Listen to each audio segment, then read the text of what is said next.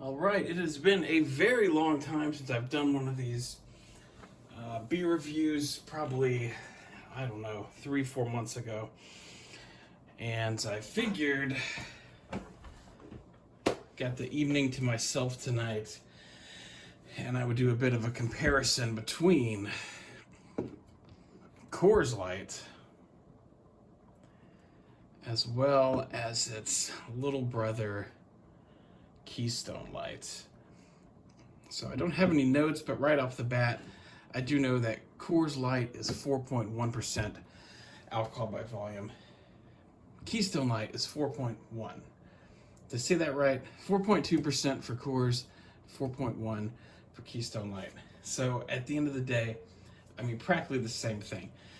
I've noticed if you're jumping up by like 0.5 or something times 12, at the end of the night, there is a difference. This 0.1% stuff, though, not so much. They even have very similar cans here.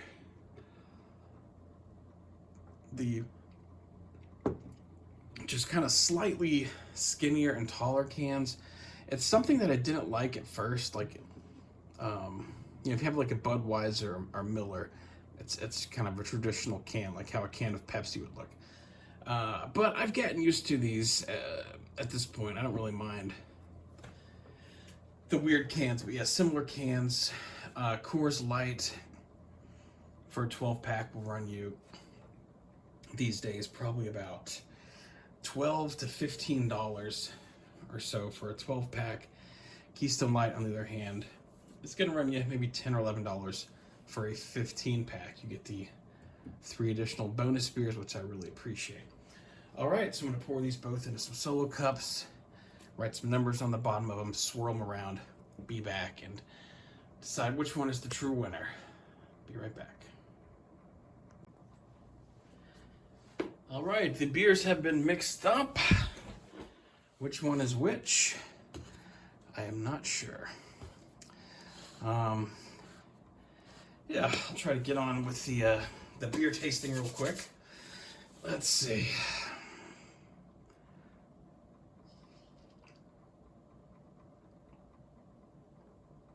Not much of an aroma, beer smell. It smells light. It smells like corn, that kind of stuff. Give it a taste.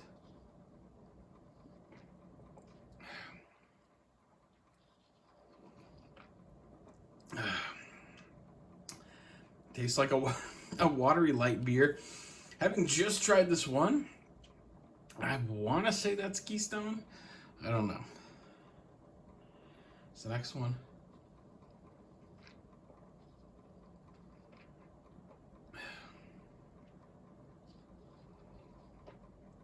I want to say this is pretty much tastes the same. That one maybe has a little more of something to it. I feel like Coors Light has, I don't think this is really a positive thing per se, but more of like a metallic-y taste to it, and I sort of picked that up in this one. So I'm just going to sip on them here and kind of see if I can pick out one I like better, because they taste about the same. I'm going to be careful not going for too long, because one of my old beer reviews, a guy comments beneath in the comments section, he's like, the video starts at 5 minutes and 42 seconds. Which I'm like, man, what a fucking dick licker. Like, I understand people doing that to somebody with 1 million views that's making money from a video. But if it's just a drunk guy talking about a Foster's beer, it's like, who cares, man? I left him a nasty reply, and then I ended up deleting it. But yeah, I was like, seriously, bro? All right, right now I'm sort of leaning towards this one a bit.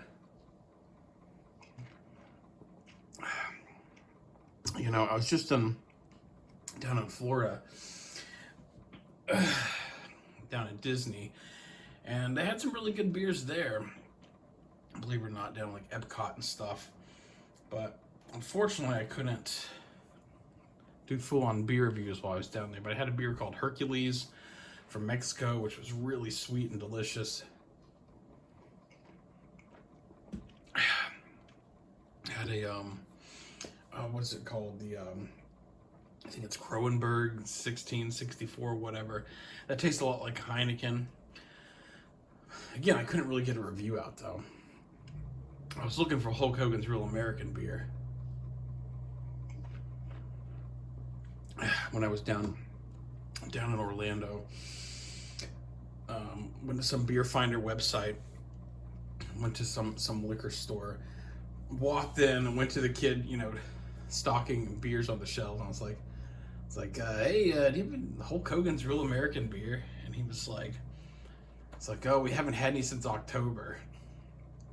So I'm like, God, this is what's wrong with the fucking country. Okay. So yeah, these both just taste like light beers, honestly.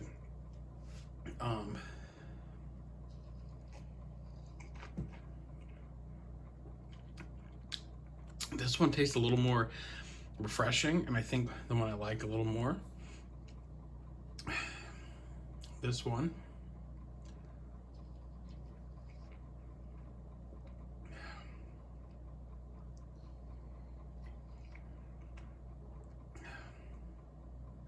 Yeah, damn, these are like practically identical. And it's like I said, I feel like there's just a hint of something in this one. Good or bad, like extra. But this one is the one I seem to prefer.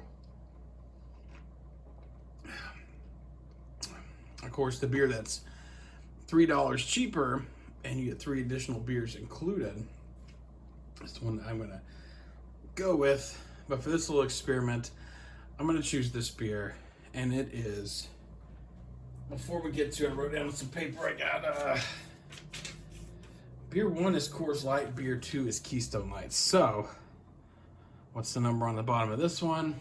And it is, heck yeah, I knew it, Keystone Light. So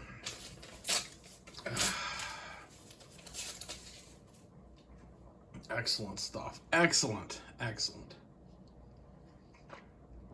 Yeah, this one's just a little more refreshing. I think this one has a little more of that metallic-y taste to it. So, heck yeah. I know light beers aren't the most interesting things in the world to review, but light beers where I'm at right now these days. So it's interesting to me. And honestly, I think now, if I were to do another beer review, I wouldn't mind trying Keystone Light up against Miller Lite. So yeah, Keystone Light has beat Natural Light and won a few months ago. It just beat Coors Light. But Miller Lite is no joke. And I would fear it would not actually beat it head to head. Plus, if you peek inside and can see the color of the beer, Miller Lite is darker. So that would be hard to not see that. Anyways, there it is. Coors Light, 4.2% ABV. Keystone Light, 4.1% ABV. Keystone Light, you save $3, plus you get 3 additional beers. Taste a little bit better. Do yourself a favor. As of right now, the undisputed king of light beers. If you want to be smooth like Keystone, get some Keystone Lights. Alright guys, later.